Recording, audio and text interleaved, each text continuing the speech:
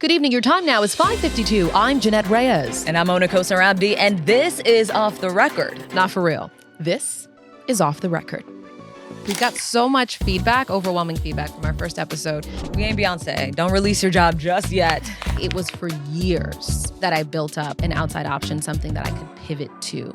There was a lot of pressure to be perfect in my family. That'll give you an idea of how your intuition manifests itself. We realized that these weren't decisions that were made on the whim. Literally, it was like break glass in case of emergency or whatever. Like you're sitting across from your news director, going back and forth with what number you feel you're worth, essentially. Oh, the adrenaline is rushing. Like, I am pumped. Let's do this. There was a time in Philly I was anchoring, and I had a full-out panic attack. I look back and say, I was living someone else's dream, right? I was doing what I thought my parents would be proud of. We have what's called board of advisors or friendship council. When you immigrate to this country, you don't have the luxury of like seeing what works out or following your passion. We gotta make money.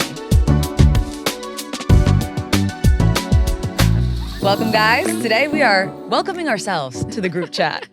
Yeah, a little one-on-one talk because we've got so much feedback, overwhelming feedback from our first episode, specifically about our pivot and what that looked like, practically speaking, before we ever publicly made a decision. There was a lot that went behind the scenes. There were a lot of questions, and I didn't realize the reception that we were going to get for that episode. In fact, we tried to microwave the story so that we didn't bore people. Yeah. And then when we realized and we heard your stories, we heard y'all, we were getting a lot of people who were questioning or just asking us questions regarding how we did it, what went into the decision, and also sharing your own life stories about where you guys are and what advice we can give. And so we wanted to take all that feedback and take all those questions and hopefully answer it for you guys. Yeah, we'll provide some context around the lead up to the decision, but also share, like, our goal is to get as practical as possible. Like, one of the things we're really big on is offering tangible advice and what the steps are that we at least consider and take before we make a big decision. So hopefully it's helpful for you in that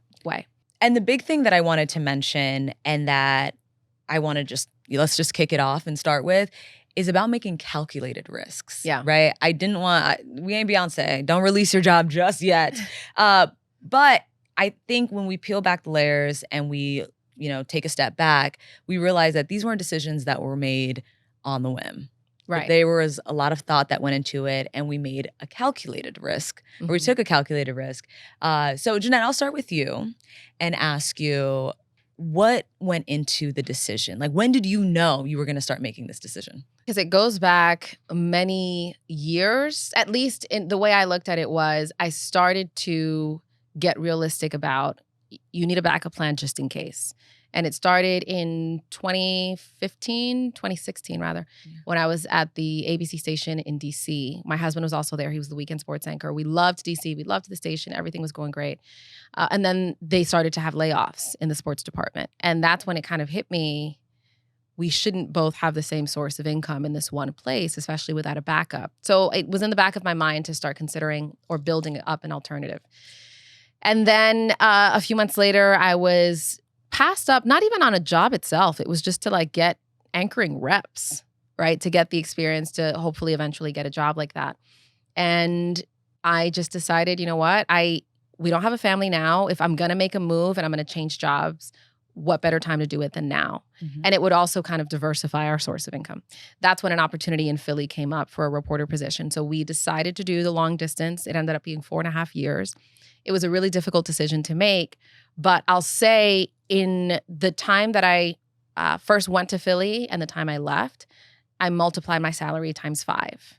So that was kind of like a byproduct of the decision. It wasn't something that I set out to do, but it already started to make it possible for us to save up, for me to gain a little bit more leverage. While I was in Philly, a lot of people don't know this, but at this particular station, they do not allow an agent to negotiate for you, which is pretty common in the industry. I would say this is the exception to that. Yeah. So you have to negotiate for yourself. So what you're saying is, just so I can clarify, is that it is common for an agent to negotiate for you, but this was the one case where you weren't able to. Exactly. You're sitting across from your news director telling him, going back and forth with what number you feel you're worth, essentially. Oh, So it taught me to advocate for myself, to really think about the things that I wanted, both in terms of my lifestyle, the clauses, and all of that. Long story short, it's one of the top stations in the country, ratings wise. It's an ABC owned station. And I realized, though, that the trade-off was the higher you go, especially, the more you are not allowed to build something on the side. So there's job security in the sense that the job itself is great. But God forbid, if something were to happen, you've built nothing on the outside to walk, to, right? If they were to cut you loose, which happens a lot. And I was very clear, you and I have talked about this, very clear on, you could be the shiny thing right now, right? And then a few years down the line, they move on to somebody else. And so I was very clear on that. So 5 years into the contract, I decided to come to DC, which caught a lot of people by surprise because this is a legacy station that I was leaving. I was also coming to be with my husband. But it was at a station. It was also an anchor position where I could also simultaneously build my brand. Like I could really lean into social, something that I couldn't do before. Not monetize, but just build the brand independently. Mm-hmm.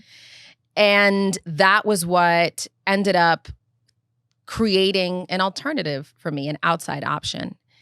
And ultimately, I was able to walk into that. But I say that to say it was for years that I built up an outside option, something that I could pivot to, were the dynamics to change at work or at home, mm-hmm. and I could still keep and maintain the same lifestyle. Yeah. Yeah. So what we saw when you left Fox 5 was just an accumulation of that. It was just all those years, the plan that you were building in action. And what's crazy is I literally, it was like, what is it? Like break glass in case of emergency or whatever. Like I enjoyed my job. I was finally in DC. Robert and I were on the same shift. Like it was everything professionally that I wanted, that I could realistically have given what you could expect in the industry. And it wasn't until like a few months before the end of my contract that I was like, wait a minute. I want something more. I want a little bit more freedom, a little bit more ownership. Yeah. And so instead of scrambling to build something on the outside, it was literally just the flip of a switch. I'm walking into now my own thing without there being too much of a difference. So that's what I did. Mm-hmm. How about you? How far back does it go for you? Lord, when we first started talking about this episode, it really got me thinking, like, how far back was it? And I traced it back to about 2019, right? That's when I got the job with ABC, and I was a Washington correspondent for them. I was working out of the Washington bureau for ABC News, and it was great. Like, when I tell you, I was covering the White House, the Trump White House. So I'm like in and out of the White House every day, reporting on the North Lawn. And then I'm also covering Capitol Hill. So I'm going, I covered the State of the Union with like inside, watching Trump give his speech. I'm going up and down the halls and the tunnels that are in the Capitol. So it was incredible because it wasn't lost on me that, I made it. Right? This is like a really high position. And I will say that I was not happy at that time, though, which was crazy because it's like I finally made my goal. I achieved my goal of making it to network news. I had this incredible job. I was, on the front lines of history covering 2 impeachments, right? And I just was not happy because I realized now I can look back and say, I was living someone else's dream, right? I was doing what I thought my parents would be proud of. And they were, you know what I mean? But I will say that I started talking to my mom and I was like, listen, like, I'm just, I'm trying to make y'all proud, but I don't feel fulfilled, right? And she was like, oh, you've been done that. I don't know what, like, at this point, you should start working on your personal life. Like, what? And I feel, again, hindsight is 2020, and I felt such a relief at that moment because I felt like she gave me permission to start dreaming. And lo and behold, about a few months later, we start talking about the podcast. Yeah. And the podcast really opened up a lot of doors. And just, started getting my mind going because we were really excited about the idea. And I finally was excited about, the possibility of working on this project. But then quickly, we ran into issues because we realized, and, we touched on this in the last episode, that we are under contract when we're working for these networks. And they own your name and likeness. And they own yeah. everything, your name, your likeness, your voice. So I can't even like, if you had a commercial, I can't do a voiceover for you because technically I need permission. And that's just to protect themselves. Obviously with news organizations, we talk about, you know, objectivity and remaining impartial. And so they're trying to protect their brand. But I think that was the first time that both of us had tried to work on something on the side. And we realized you had a strict contract, I had a strict contract. And so I'm like, oh, okay. And there's a lot of changes around this time happening in the industry. And so what you see is people who have devoted 10, 20, sometimes 30 years to this industry.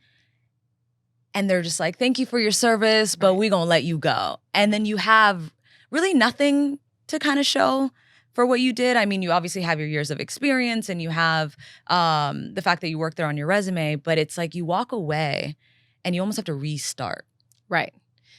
And different than a lot of industries, you walk away. It's an industry that requires you to be fully devoted in terms of like no side hustle, no side project, nothing. Yeah. And so there's a risk in that because it's also a very subjective industry. Let's talk about that. Let's talk about that because it is really, really hard. And the only other industry that I've seen it, I mean, I'm sure there's plenty of industries, but like you really see it in entertainment too. Right. Where it's like, if they are looking for red velvet cake and you are chocolate cake, it does not matter how delicious you are. It does not matter what kind of frosting you have.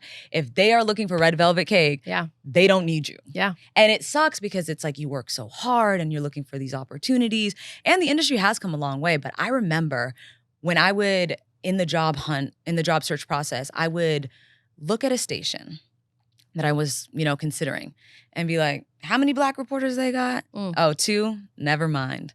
Because it was like that. You only needed about 1 or 2, at, you know, if it's Atlanta, they're going to have 3, right? But that's the kind of industry. And it wasn't something that was unsaid. I would hear these conversations. Like I remember, I don't want to say exactly who it was, but it was somebody who was, you know, a decision maker. And they were like, we're looking for a light-skinned Black male. And that's it. And so I will say, like, towards that time, the industry shifted because of obviously, like, there was a racial reckoning going on in the country and, you know, news wasn't exempt from it.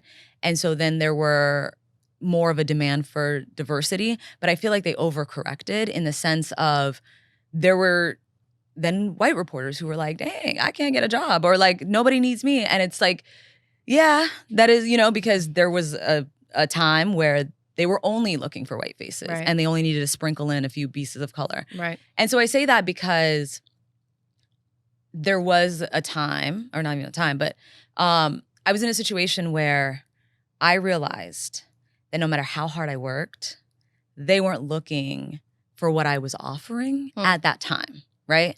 They already had that box checked. So the advice that I got was like, wait.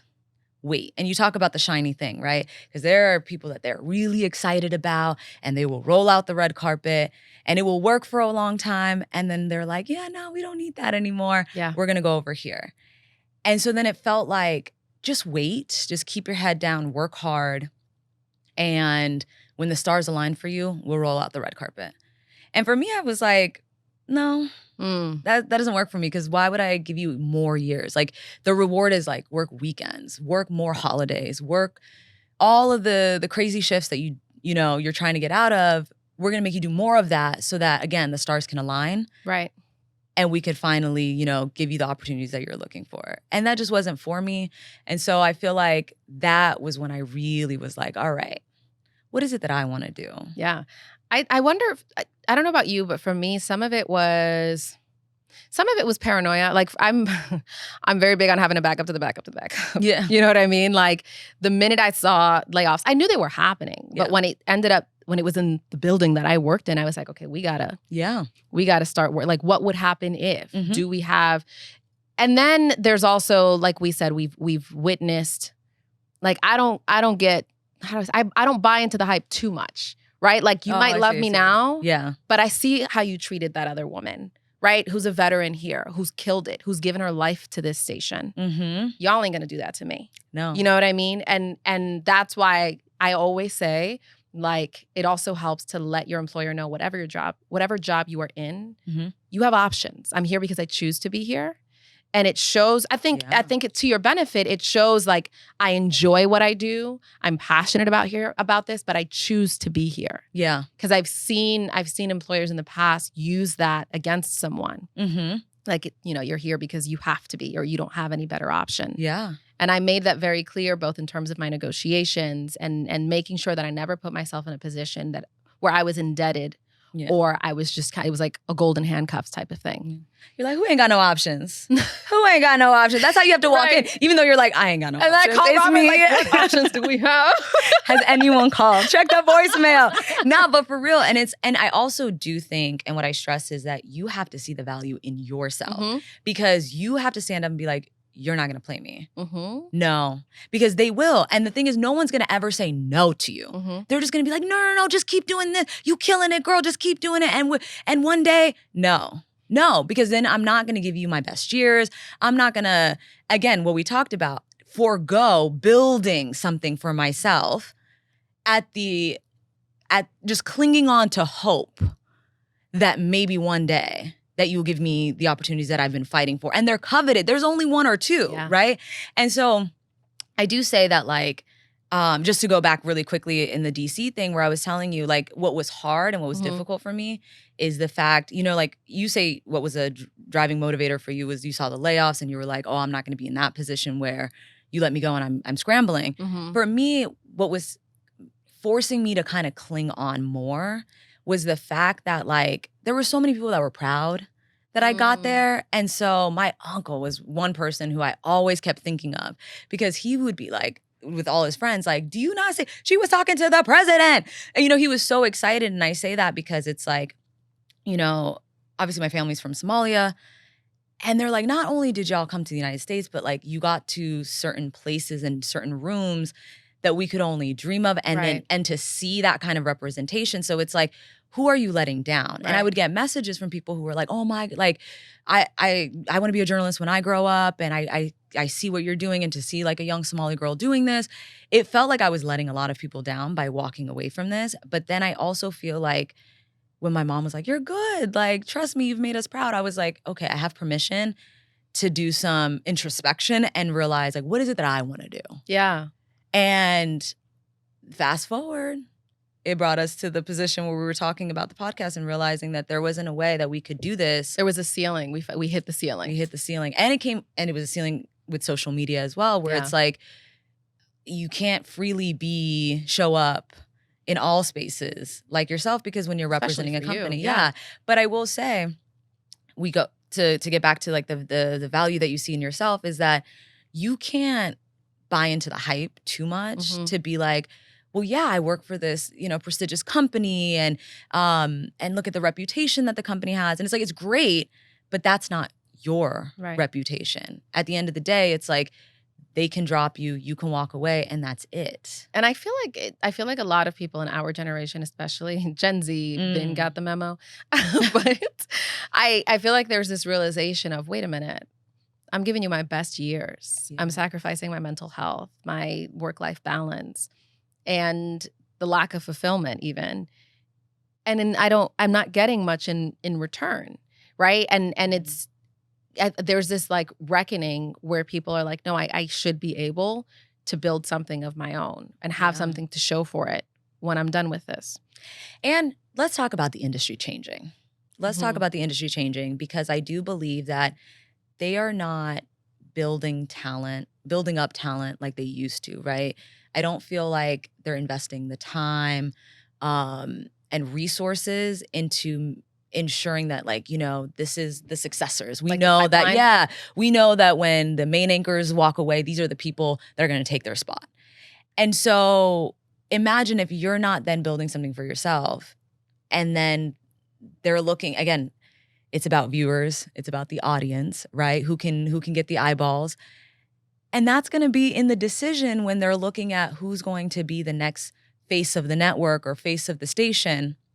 They're going to look into, okay, like, who can attract more viewers, right? Who are the viewers gonna like? And they don't have time to do trial and error. Is why you keep seeing reboots, right? Like, these corporations don't have time to do trial and error and try to, you know, get creative with things. And so it's like, well, if I can't build an audience, or I can't be front facing with an audience to get you to know me and you to buy into me, right? Get to know my personality, get to know my work.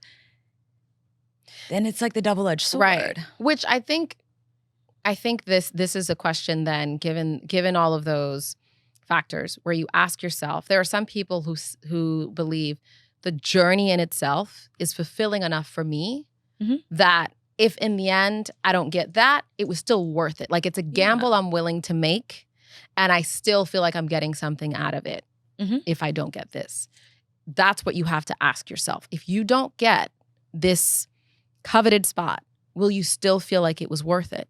You were self-aware, right? You knew, and I remember, I don't even think either I had just gotten to ABC at the time, or I was about to get there, and I remember talking to you, and you were like, "Yeah, nah, that life ain't for me." And I was like, "Wow!" Like, I love that because you knew. I had to see it. I had to just, like, you know, look at it a little bit and experience it, touch some things. But then I realized, I was like, "Oh, okay." I now see it. Because at first, too, I maybe didn't fully appreciate when you said that. Like, I was like, "Oh, I love that for you." But you crazy. What? Like, you got to keep going. And then I realized, like, oh, this is why. Because each step of the way, you saw people who were like, nah, like, I was in Kansas City, but like, if you're in Kansas City and you just realize that that person is like, you know what? I'm going to buy a house here. Yeah. And I never understood that. But each step of the way, you would see the people that you come up with slowly settle into a city in a market that they were in. Right. And now I fully appreciate that, because I feel like I'm at that point where I'm like, nah. I'm good. I know what I want, and I know what I don't want. And it's okay if I'm not going full steam ahead. But what I will say is, a year and a half before I left, I started doing my research. And that saved me. That saved me, because I did not realize that I was going full steam ahead into the same situation. Because I didn't know. Just like, bye, y'all. And then you open the door and it's the same room. But no, it was the research saved me. I started looking. I knew I wanted to switch into entertainment because entertainment was a lot more flexible, right? And so I just decided that I was going to talk to some agents, for example, and see what the transition would look like. And I will never forget, I talked to an agent that was based in LA. And he represented a client who was at one of the major entertainment. I can't even think of it. Oh, an agent who represented a client who was one of the major entertainment shows, and he was like, "Okay, what are you looking for? Like, what kind of flexibility?" And I was like, "Well, I want to create my own podcast. I want to have that ability to do that. I want to be able to take brand partnerships, for example." And he was like, "Okay, you might want to be cautious about going to these shows, because these shows are also owned by a network. And guess what? You're going to find yourself not being able to do some of the things that you want to do." And so I was like, "Oh, really?" And then I started making more calls and talking to more people. And sure enough, they confirmed that they weren't able to do the things that I wanted to do. And so that research saved me, because I realized that I was going into the same situation. Yeah. And so that's why I say, like, don't rush into it. Like, once you make the decision and you are like firm on your decision, the first step should be research. Absolutely. Look into what you're getting yourself You want to make into. an informed decision. You want to make an informed decision. Yeah. And talk to people. I'm in anything, I'm really big on talking to people who are where I want to be and asking them, like, I'm not going to talk to the boss. I'm going to talk to your reporter. You know what I mean? And that gives you a different perspective. It gives you the real on what you're getting into, because they're going to sell you. You know, I'm horrible with idioms. There's a really great idiom. There's a really great one. Sell you the dream. Yes. They're going to sell you this idea, and you could walk into a rude awakening when you get to that job. So I guess we'll get into like the actual tips, because you and I had a very similar process. Yeah. Last year, essentially, before we both decided to leave. You left in May or June of last year, 2023? August. Was it August? It was August. Did you do an extension? Yes, basically like I knew by June. Okay. By June it was like the decision was made. So August is when you left. I left in December of last year. Yeah. And our decision-making process kind of parallel each other. So we'll start with we wrote notes because we wanted to be very particular about what we did. The first one was doing some introspection, which we did, and asking yourself, and this is really key, like, do I have the power to change the things that I don't like in this situation? Yes. And that was something that I efforted during my time. Like, there was a litmus test that I gave myself. And I said, if I can tweak this one thing, maybe I can make this work. And it was very clear. I got the answer to that question very quickly. And that kind of, set off a light bulb. And I was like, yeah, no, I got to walk. I got to leave. And then it's also identifying your goals. Like, this I knew early on. If you made it to the top position, the coveted spot, is it going to be worth it? Are you going to be happy? Yeah. For me, it was just like, I do not. Get that away from me. I don't want to be at the top spot. Because I knew it required too much of me. But what were you going to say? No, there is a J. Cole lyric that I love. It's the song is Love Yours, and he basically says, good thing is you came a long way. Bad thing is you went the wrong way. And the way I took it and the way I implemented it in my situation at the time was I got it. Like, I got the dream job that I wanted, but it wasn't what I wanted. And so I went full steam ahead in the wrong direction. And so that's kind of what you're talking about, where it's, do you even want this? Right. Like, analyze, because I always say, like, our goals, the voices in our heads, all our personality is just an accumulation of all the people in our lives, right? So even your critical voice is probably something you heard along the way. Exactly. And so you realize, like, are these dreams that you set for yourself? Or is it dreams that other people have told you? Or are you just trying to stun on people? Listen. You know what I mean? Like, people love to have a fire resume that you don't really care for, but other people love it. Yeah. I will say, it's so funny. Philly was that for me. If anybody in the industry, for the most part, with a place like that station, you go and you stay for life because it is, you have made it when it comes to local TV. And when I walked away, oh my gosh, in fact, somebody told me when I was leaving, I hope this is worth it. Oh. Like, you're doing this for your husband. I hope this is worth it. Because it was almost like offensive that I would be offered all of this. It was an anchor position and I was set. And I would walk away from it. And I remember thinking, like, I hope he's, like, you start to kind of doubt yourself just a little bit, but I got over it real quick. But I say that to say there will be decisions you will make where other people there's going to be whispers and people making comments about, like, is she crazy?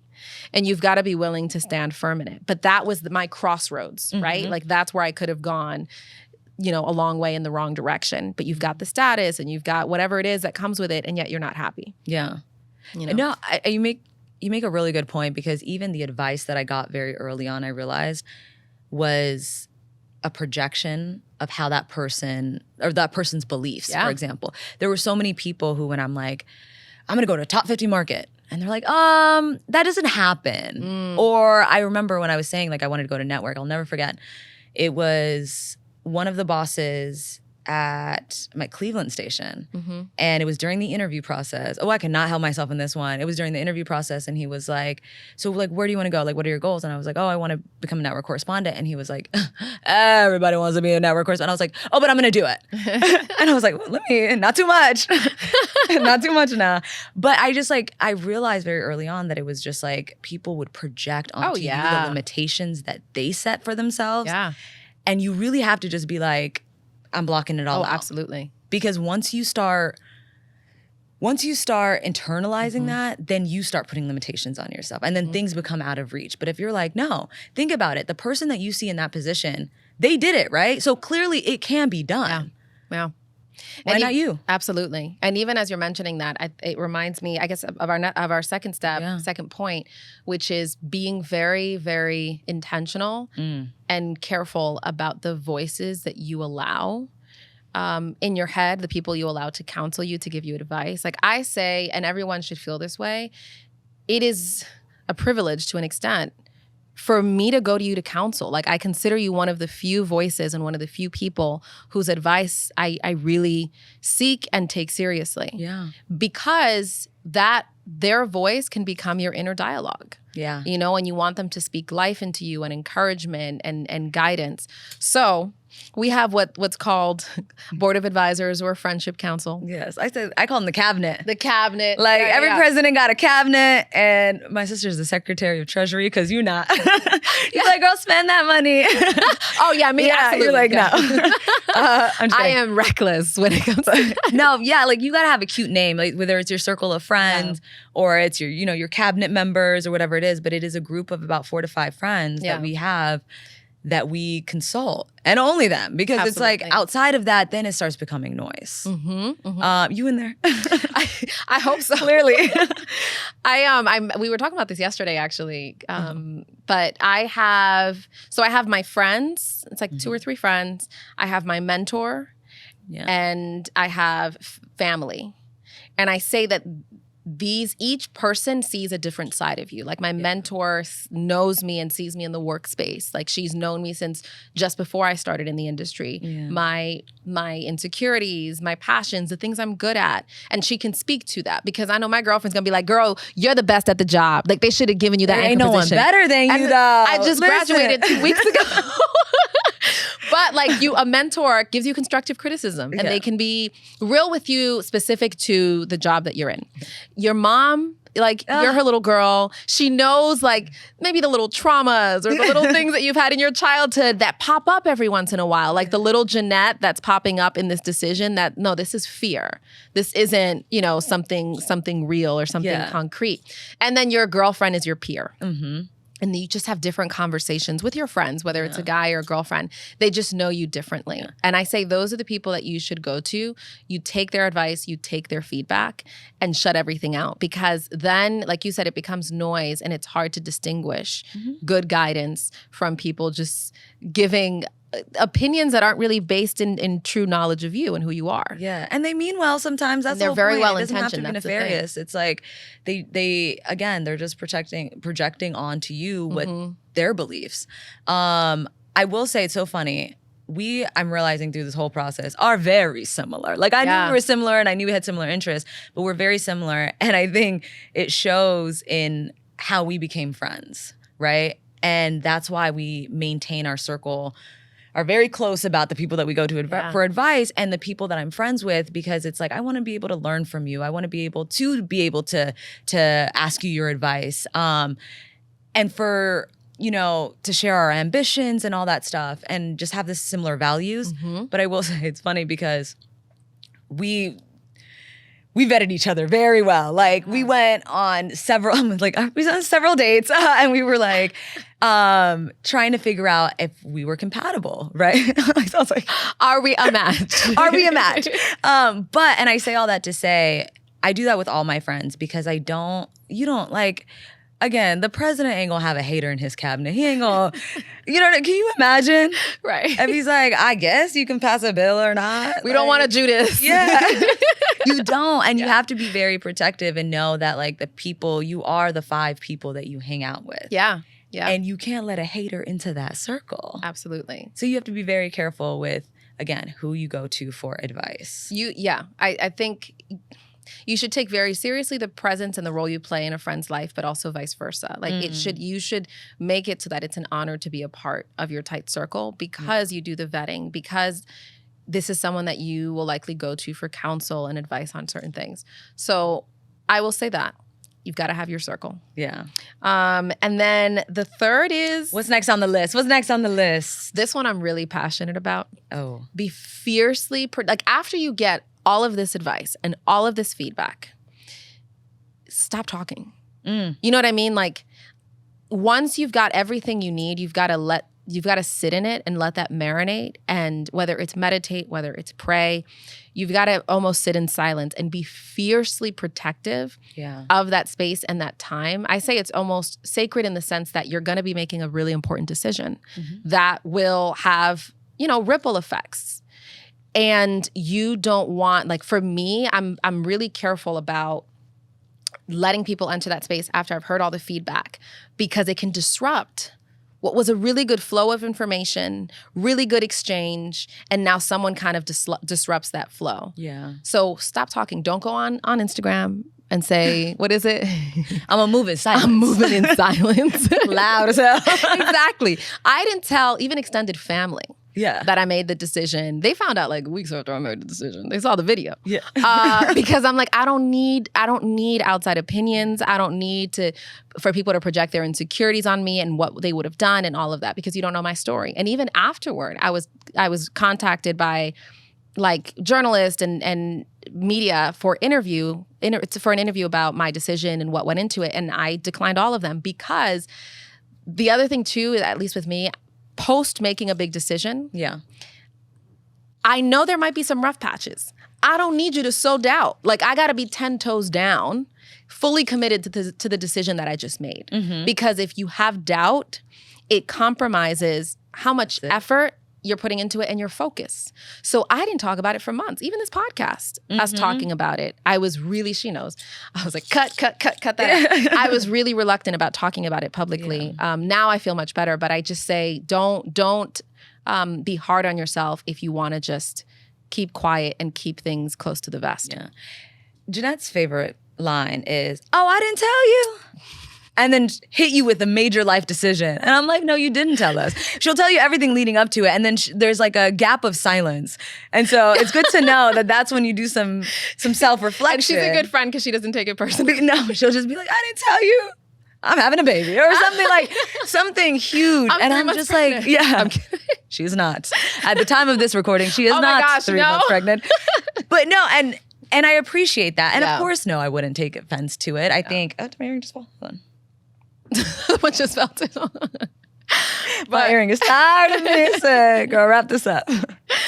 But yeah, I do. But wait, no, I was gonna say, I don't take offense to it because I do believe that, again, that's a healthy boundary, right? You need your time and you need to be, again, 10 toes down in your decision. I was surprised that you said you heard from family though. Oh yeah.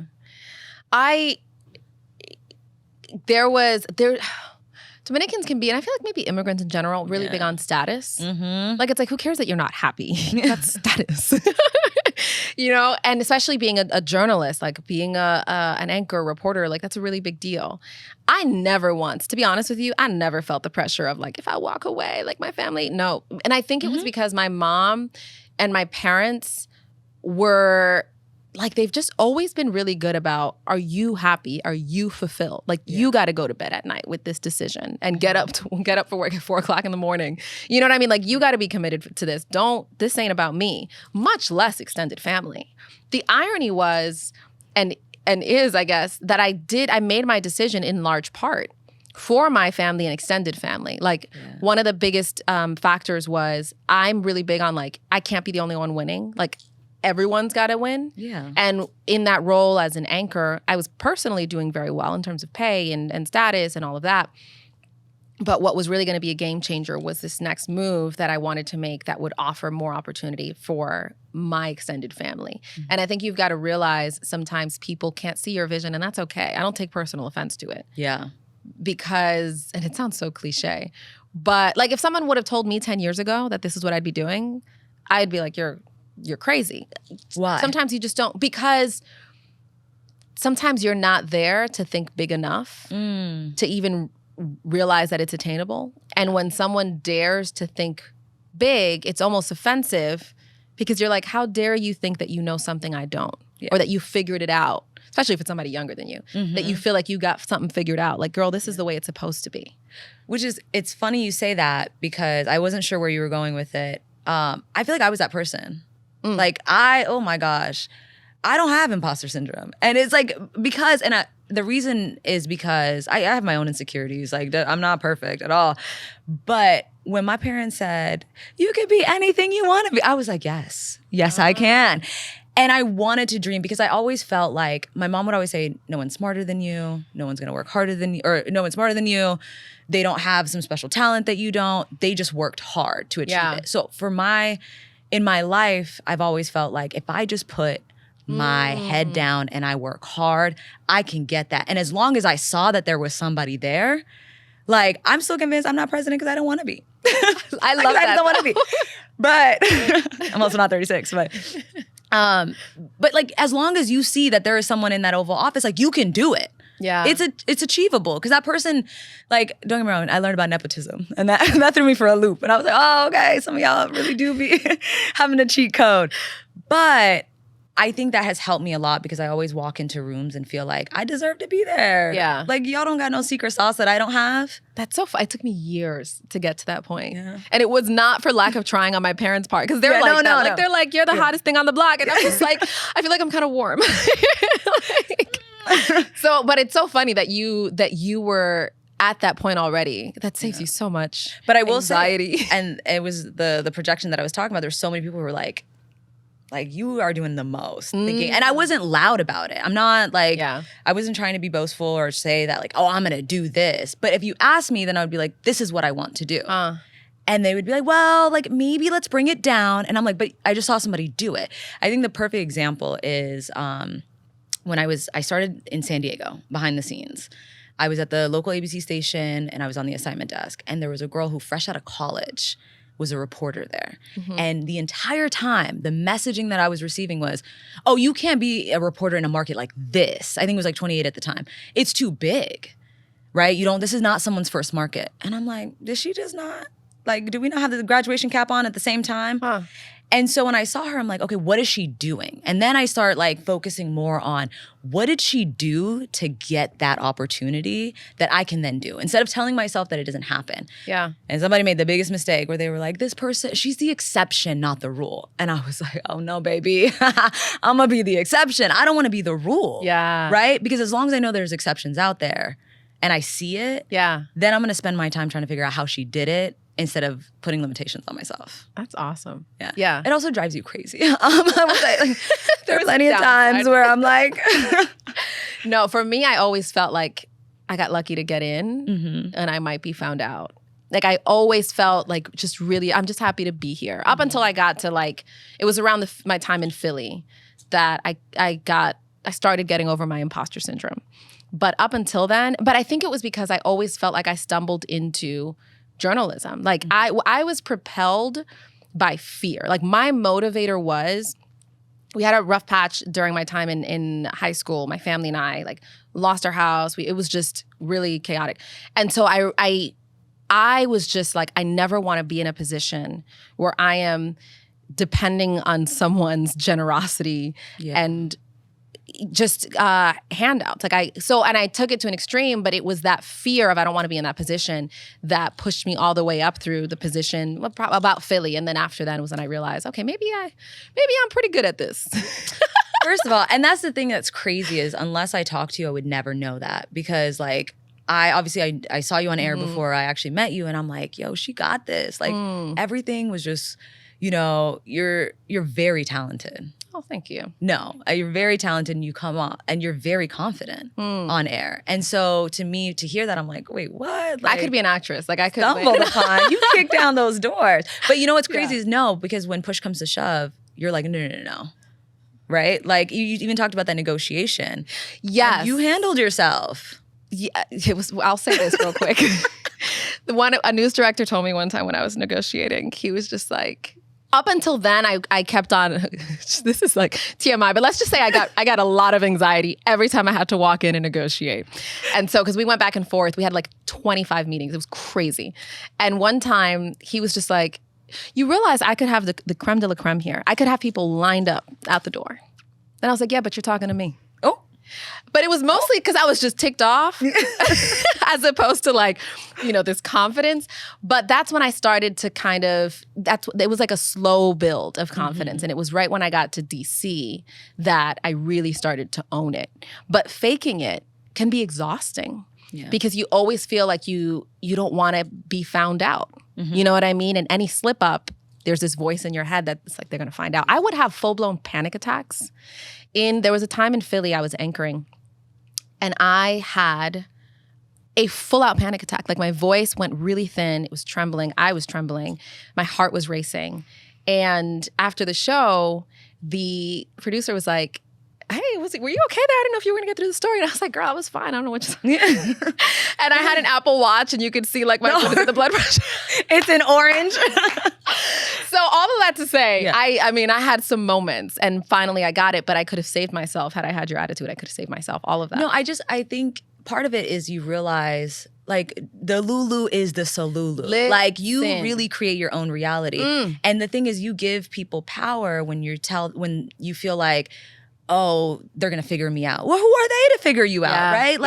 Like what do you know that I don't know? And I think I will say the part that saves me is the fact that I'm like, I can learn what I don't know. And it might be a Somali thing, I'm not gonna lie, where they're just like, there's an ongoing joke where they would ask like, it's like a story that goes around, but it's like they would ask somebody who's Somali, like, oh, do you know how to build a house? And they'd be like, yes.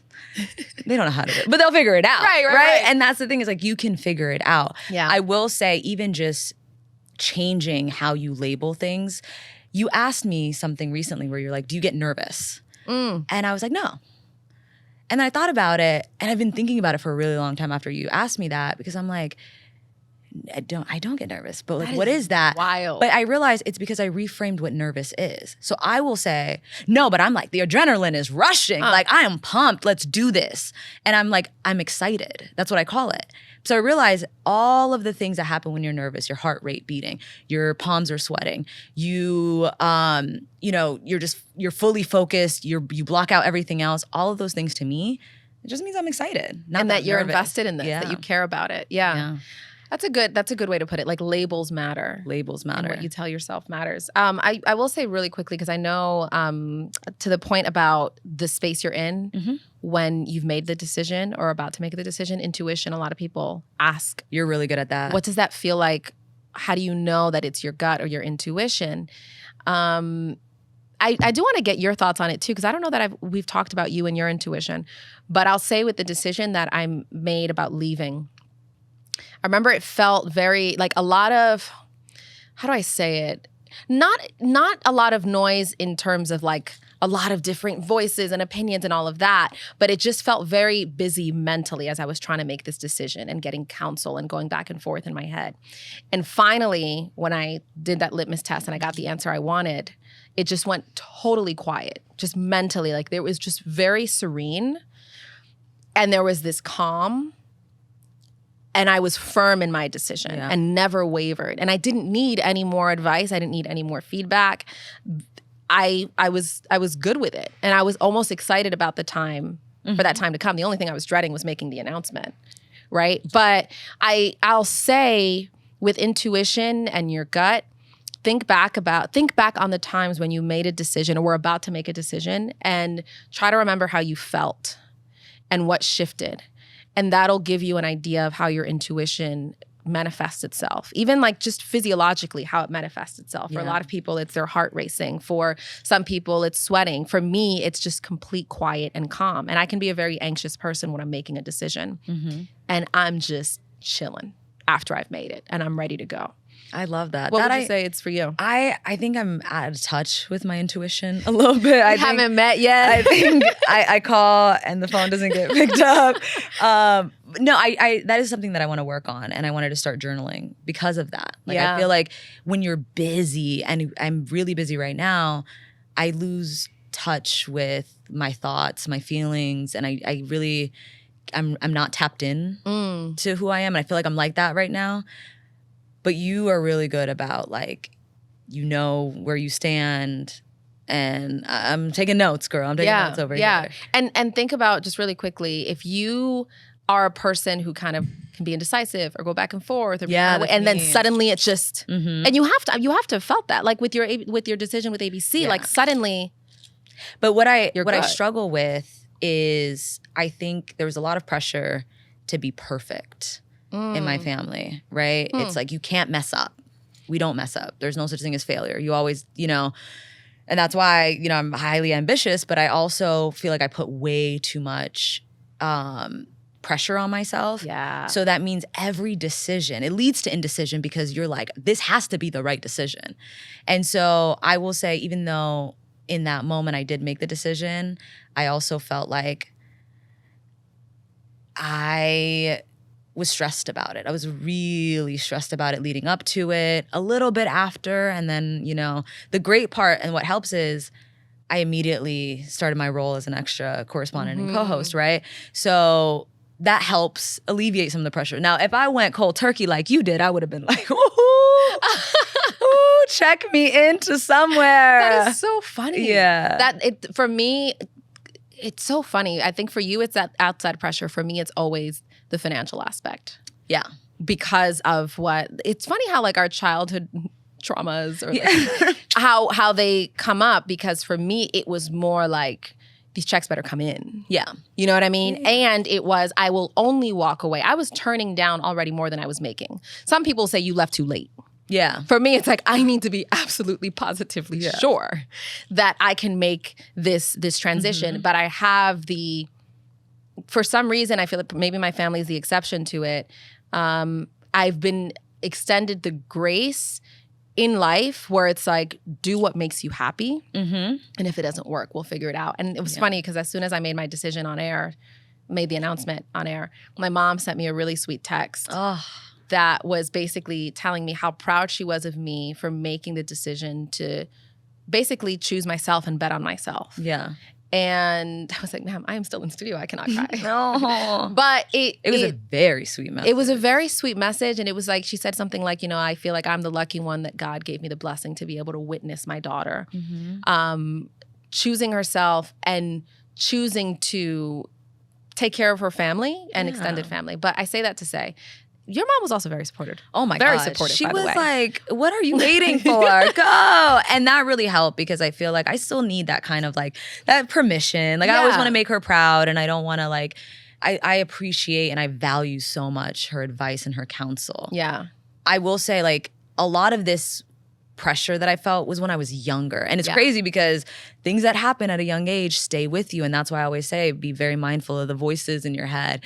Be very mindful of, the things that you just naturally say. Like pay attention to the words that you use because you may have adopted it from someone. Listen. Right. From a very long time ago that no longer serves you. Yeah. Right. And she changed a lot. Like once obviously like I was in college and it became like, I've never felt pressure to major in anything, right? I know that there's obviously the ongoing joke about like, every African's gonna be a lawyer, doctor, and it's true. It's not even like, it's an ongoing trauma joke because it is true. And I've had so many messages, I've received so many messages where people are like, how did your parents let you be a journalist? Did they allow you to pursue that career? And I have to take a step back and be like, honestly, I was fortunate enough that my parents were very supportive. Yeah. But I also take a step back and realize that I know that I have family members that they would have been like, no, we don't do that. And I also realize that it comes from the fact that when you immigrate to this country, you don't have the luxury of like seeing what works out or following your passions. We gotta make money. Right. Right? Because there's people waiting back home. There's, a lot of people that invested in you to help you get here. Right.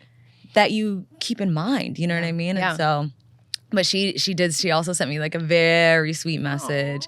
She's very supportive. She watched every episode of this podcast so far. Hey. She was like, I'm waiting. What time does it drop? So like, I am. That's How do you say girl. mom in Somali? Hoyo. Hey, Hoyo. Hey, Hoyo.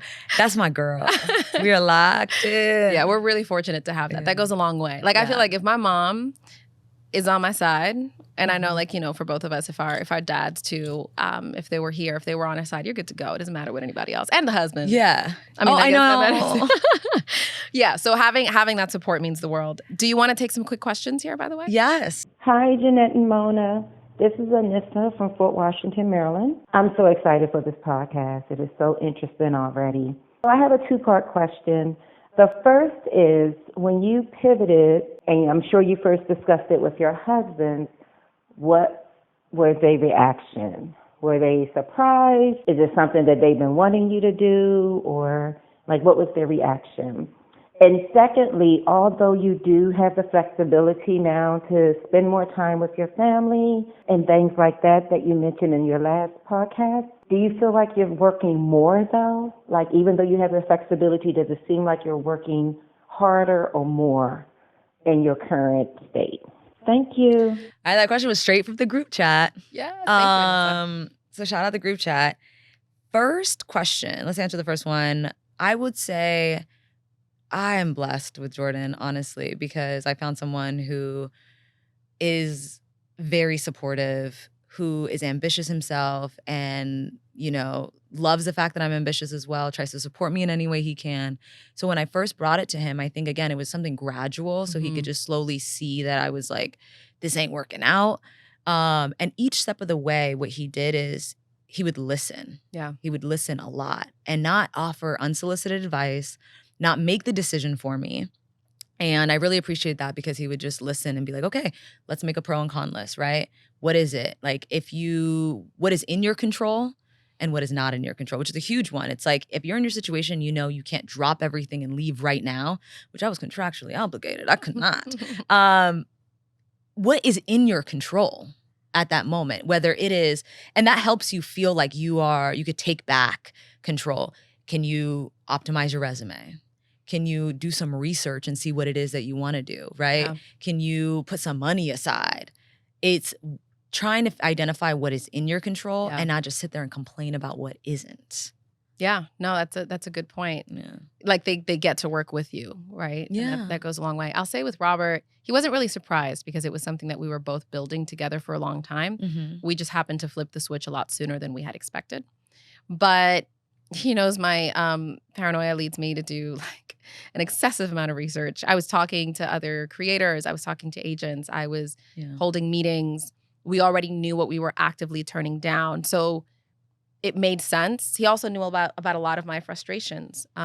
We knew one big thing was I wasn't going to spend the holidays with Bella for many, many years. Like I would be working those holidays for many years. So that was a huge factor. So there was no shock value. Yeah. But I think that's the benefit of actively building up your pivot well in advance. It doesn't catch your loved one necessarily by surprise. What does a surprise Robert, what would that sound like? Oh, that's immediate prayer. Usher glove out. Immediate prayer. But no, I was very fortunate. What does shocked and surprised Jeannette look like was him leaving 7 months later. He said, listen, sir, didn't you say you were gonna, be there for a lot longer? So no, I was very fortunate in that respect. To her second question, I will say I do work a lot more. But it's because I underestimated how much work it would take to just build the foundation of everything, right? Like you're building, at least for me, like different streams of income. You're assembling a team. You are bringing different visions to life, whether it's the podcast, whether it's my newsletter, whether it's, these brand deals. Those are all things that you're building simultaneously. And so it takes a lot of work on the front end. The benefit of it is, unlike work, the job I had and most jobs is that you don't have the luxury of saying, you know what, I'm going to cancel my meetings for the day and maybe tomorrow, and I'm just going to kind of spend a little time with Bella and all of that. So I can move some things around. I've got to get better at boundaries and drawing a line. Like work ends at this time. Because I will hit you up on a Sunday morning. It is church time and I'm texting about the podcast. No boundaries. Yes. It's the first time I've worked for myself. And that was the tricky part. I didn't realize how much the lines are blurred. Yeah. I will say it does help that I get to spend time with you and we get to work at the same time.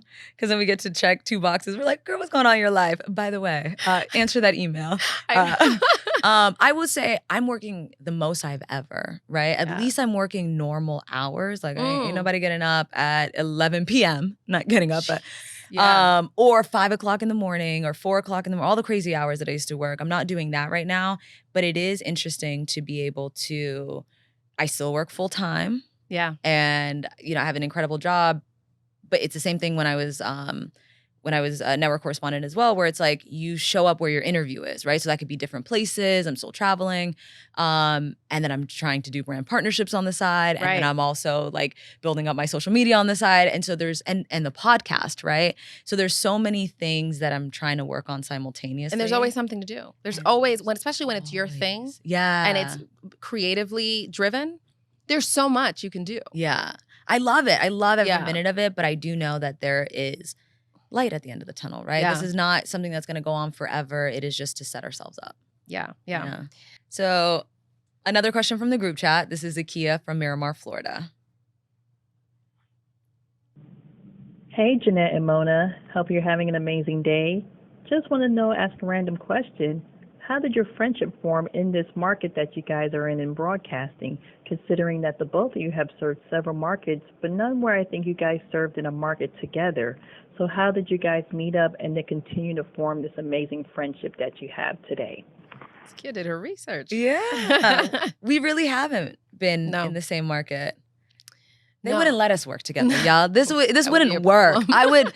I would say one thing, and you would just either side eye or just bust out laughing. You would miss the 5 o'clock deadline for the news. They'd be like, "Wrap, done."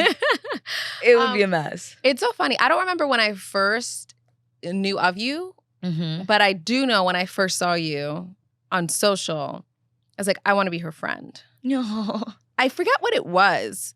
But I was like, she just gives off really good vibes. I was just like, let me slide into her DMs and ask her about her lipstick.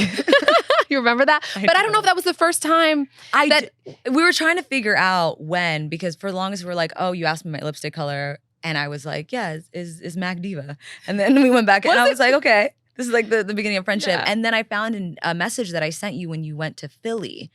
And I was like, hey, we haven't met yet. Because I will say from my perspective, I remember you were working at the DC station and when I was in Lynchburg, Virginia, and it's owned by the same station group. So you would pop up all the time and I was like, oh, I like her. And I was like, I feel like we'd be friends. I feel like I'm a good judge of character. And I'm like, okay, that seems like someone I'd be friends with. And I remember messaging you and I was like, hey, like I haven't met you before, but congratulations on your move, rooting for you. And then you reached out again when I moved to DC. Oh, okay. When I got the job in DC and you were like, hey, like we should grab coffee. But that was like, there's years in between all of that. I told you we should grab coffee? I think so. Whatever it is. Liked you. Maybe I did. Maybe I reached out. But No, whatever it was, we ended up grabbing coffee and it was like the funniest situation because we met in Alexandria and you were still in Philly at the time, but you would go back and forth between DC. It's funny, I was gonna say we worked in DC at the same time, but we really didn't. No. We never even worked together there. And we sit down and you were like, oh, my phone's about to die, I need my charger. And you're like, listen, my husband's gonna bring my charger, ignore him. It looked like I was being, like I had a chaperone. It was so annoying. And then he comes in and just, hey, how you doing? My name's Robert. Hey, Bona, Robert. Yeah. And it's like, you were like, drop the charger. It totally looks like he came to check in, like, do you want me to save you? Did you set it up so that in case I was weird? It was totally not that, but I do remember he was being super awkward. And it was almost like a dad type thing. Can you leave? I didn't even notice it, but it was nice to finally meet him too. And I just remember we're like, okay, yeah, like we were just talking normally. And then at the end of it, we're like, we should go shopping one of these days. And you're like, yeah. Yeah. And we went to Tyson's. And then we went to Tyson's. And after that, we're like, all right, we're going out. Yeah. What time are we going out? And then she had me out till 6 in the morning. You got me onto IHOP. I sure did. Yeah. So that's what it was. Yeah. But we vibed immediately. We did. I do remember that. Like you weren't about drama. You weren't about gossip. You kind of like kept your head down. You were working. You were as ambitious as I was. Yeah. And like it just kind of gave girl energy. Yeah. Same. And I really liked that. Same. So. That's why I was like, I feel like I'm a very good judge of character because, like you said, I try to avoid all those things. Yeah. And so you can pick up on someone who's messy. And I was like, okay, she ain't messy. This is good. And again, like you want people who you want to be like, right? Mm-hmm. And I felt like you inspired me. You were just as ambitious. And I was like, okay, yes. Like I want to be with people that I can like feel like, you know, let me step my game up because they got it together. So same here. And it worked out. Look at us. Look at us. Oh my goodness. I love that. Within months, we're like, we should start a podcast. And then that's when we our what is it? Our work toxicity. Yes. Really took off. So, but no, it's been a great journey. And I think the underlying theme for all of this is that when you're about to make like just the pivots in life or when life is lifing, having the right support system around you, the right people, whether it's friends or partner, it goes a long way. Yeah. And you don't have to be without fear. Like courage in itself is acting while you're fearful. Yeah. That is brave. That's bravery, the definition of bravery to me. So you don't have to, like, even if you're scared to death, it's fine. Mm-hmm. Because as long as you just make that decision, things will work out. There If you you do the research, if you do the work. Yeah, I love that. And you'll be so happy you did it. You will thank yourself on the other side. So do it for the future you. Yeah. Yeah. We are so excited to be on this journey with you guys. And thank you so much for Thanks for all the tuning questions, in. by the way. We got Yes. comments on YouTube, TikTok, Instagram, and we do read all of them, seriously. So thanks for sending in your questions, especially the voice notes in the group chat. We were overwhelmed. And we do listen to the group chat. See? And we actually respond to the group chat. Yes. Like we said, So keep join them the coming. group chat. Yeah. And we'll see you on the next episode of Off the Record.